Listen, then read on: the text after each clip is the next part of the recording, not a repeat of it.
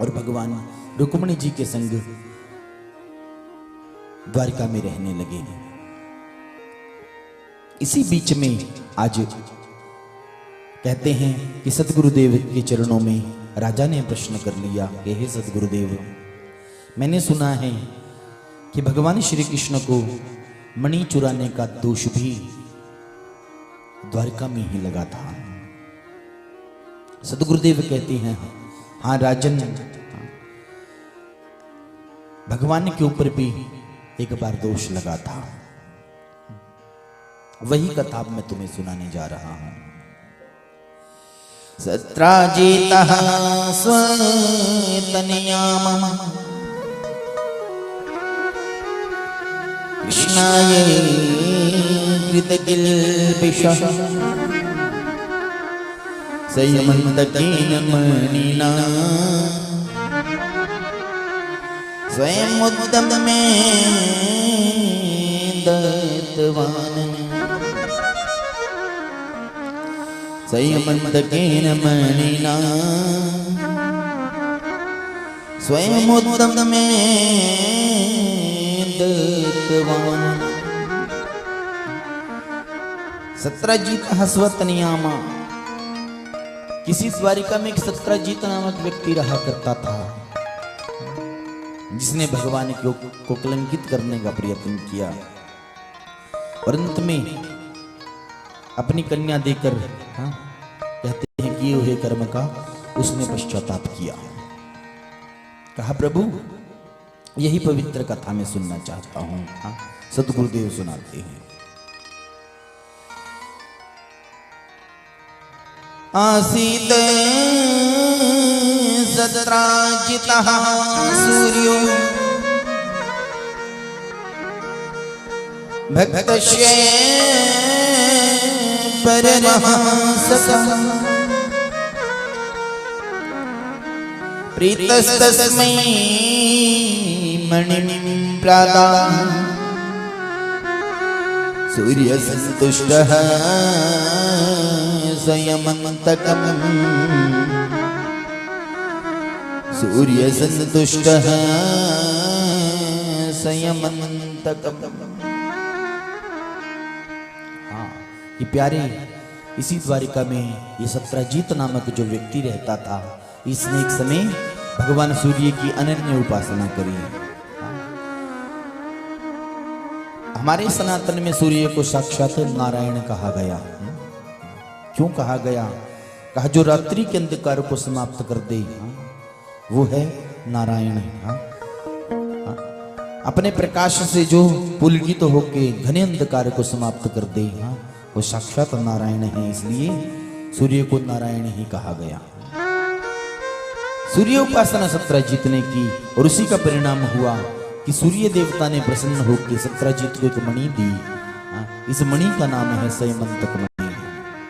इस मणि का नियम है कि अपने से 8 गुना ज्यादा स्वर्ण प्रतिदिन दिया करती है। आज सूर्य उस मणि को लेके जैसे ही द्वारिका में पहुंचा, सारी द्वारिका में ये बात फैल गई कि मानो साक्षात सूर्य देवता द्वारिका में आ गए हैं। ये भ्रम फैल गया। ये बात महल में भी पहुंची जाके। रुक्मिणी जी ने भगवान श्री कृष्ण से कहा कि हे प्रभु, साक्षात सूर्य देवता द्वारिका में आए हैं, हमें भी दर्शन करना चाहिए उनका। भगवान मुस्कुराए, मुस्कुरा के कहते हैं देवी, वो कोई सूर्य देवता नहीं, अपितु वो तो सूर्य के अनन्य भक्त सत्रजीत हैं, जिन्हें तप के माध्यम से वो मणि मिली है। कई दिन बीत गए थे इस बात को। एक दिन सत्रजीत की भेंट भगवान से हुई। भगवान ने सत्रजीत से कहा, हे सत्रजीत, अगर मानव के पास कोई ऐसी वस्तु हो जिस वस्तु से पूरे राष्ट्र का कल्याण हो सके, तो वो वस्तु जीव को, मानव को अपने राष्ट्र के कल्याण के लिए देनी चाहिए। अगर तुम चाहो तो संयमन्तक मणि राज्य कल्याण के लिए दे सकते हो, राष्ट्र का कल्याण होएगा इसमें। सत्रजीत ने कहा, नहीं, ये तो मेरे अनन्य सूर्य देव की उपासना का फल मुझे मिला है, इसे मैं आपको नहीं दे सकता। भगवान ने कहा कोई बात नहीं सत्राजीत, यूं कहते कई दिन बीत गए। एक दिन की बात, सत्राजीत के एक भाई है जिसका नाम है प्रसेन। कहते हैं प्रसेन को शिकार खेलने का बड़ा शौक है। भाई से बड़ा प्रेम करता है सत्राजीत। प्रसेन ने कहा भैया आज मुझे ये मणि चाहिए जो तुम्हारे पास है। अब अपने भाई को मना नहीं कर सका सत्राजीत उस मणि को। हाँ, कहते हैं प्रसेन ने संग लिया और लेके शिकार खेलने चल पड़ा।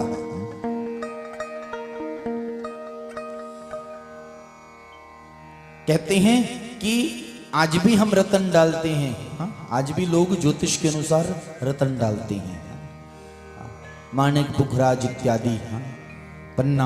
हाँ, तो प्यारे रतन धारण करके ये रतन शुद्ध होते हैं। जो कहा कि अगर इन रत्नों को धारण करके मानव कोई गलत कार्य करे, गलत खाए, गलत पिए, गलत आचरण करे, तो ये रत्न उसका बुरा फल देना प्रारंभ कर देते हैं।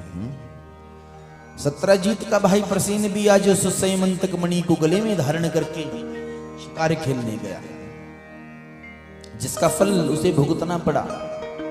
जब सायं तक वो वापस नहीं आया, सारे राज्य में सत्राजीत ने ये बात फैला दी कि भगवान श्री कृष्ण ने मेरे भाई को मार दिया और उससे वो मणि छीन ली।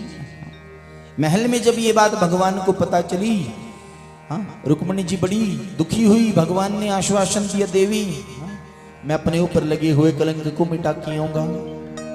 और मेरे भगवान गुप्तचरों को संग लेके मणि को ढूंढने के लिए निकले। प्रभु निकले और वन में आगे बढ़े। वन में एक जगह पर बहुत सारे गिद्ध इकट्ठे हुए थे। भगवान वहां जब पहुंचे तो देखा प्रसेन वहां मरा पड़ा है। प्रभु कहा फिर मणि कहां है? कहा मणि तो केहरी के पांव के अग्रभाग में है। पांवों के निशान के पीछे पीछे गए, ढूंढते ढूंढते आगे जाके देखा केहरी मरा पड़ा है। कहा मणि कहां है? मणि एक सिंह के पास है। पांवों के निशानों के पीछे पीछे गए, आगे सिंह भी मरा पड़ा है। कहा मणि कहां गई महाराज? कहा मणि एक ऋक्षराज के पास है। ऋक्षराज के पांवों के निशानों के पीछे पीछे जब गए भगवान, तो वो पांवों के निशान कहते हैं कि गुफा के बाहर जाके रुक रहे थे, समाप्त हो रहे थे। भगवान को यहाँ पे लीला करनी थी अपनी, इसलिए गुप्तचरों को बाहर ही रोक दिया और मेरे भगवान उस गुफा में प्रवेश कर गए। बालक मणि के संग खेल रहा, भाई चिल्लाई अरे आओ दौड़ो, बचाओ मेरे बालक को कोई मारने आया है। ऋक्षराज बाहर निकले और कहते हैं ऋक्षराज बिना विचारे भगवान के संग युद्ध करने लगे। प्रहार पे प्रहार होने लगे महाराज। और अंततः ऋक्षराज का शरीर शिथिल होने लगा। भगवान ने छाती के ऊपर प्रहार किया। जैसे ही वो प्रहार हुआ ऋक्षराज के, तो ऋक्षराज ने भी भगवान की छाती पे प्रहार किया। और जैसे ही प्रहार हुआ भगवान के वल्कल हटे, वस्त्र हटे और छाती के ऊपर भगवान के वक्षस्थल पर कहते हैं श्री का चिन्ह आज ऋक्षराज को दिखाई दिया। और जैसे ही वो श्री का चिन्ह दिखा, ऋक्षराज आज मानो भगवान के समस्त नतमस्तक हो गए महाराज। नतमस्तक हो गए ऋक्षराज। और प्रभु कहा धन्य हो प्रभु, ऐसी कृपा आपने करी, हमारे ऊपर ऐसी कृपा करी। हे प्रभु इतनी देर क्यों हुई आने में? प्यारे ये ऋक्षराज कौन थे? कहा ये ऋक्षराज और कोई नहीं थे, ये स्वयं श्री जामवंत जी महाराज थे। श्री राम अवतार में श्री जामवंत जी महाराज जिस समय रामायण का युद्ध हो रहा था, तो जामवंत जी भगवान राघवेंद्र को कहते हैं कि हे प्रभु मैंने तो रावण को युद्ध में बस एक धक्का दिया था, रावण मूर्छित हो गया। अब मुझे अपने बल का ज्ञान तो है नहीं कि मेरे अंदर कितना बल है। हाँ? क्यों ना एक बार आप मेरे संग युद्ध करके देख लो। हाँ? ऋक्षराज की बात सुनकर राघवेंद्र मुस्कुराए। हे ऋक्षराज, इस समय तो मैं आपका स्वामी हूं और आप मेरे अनुचर हैं, सेवक हैं। स्वामी और दास का युद्ध अच्छा नहीं लगता, परंतु आपकी इच्छा मैं एक दिन अवश्य पूर्ण करूंगा।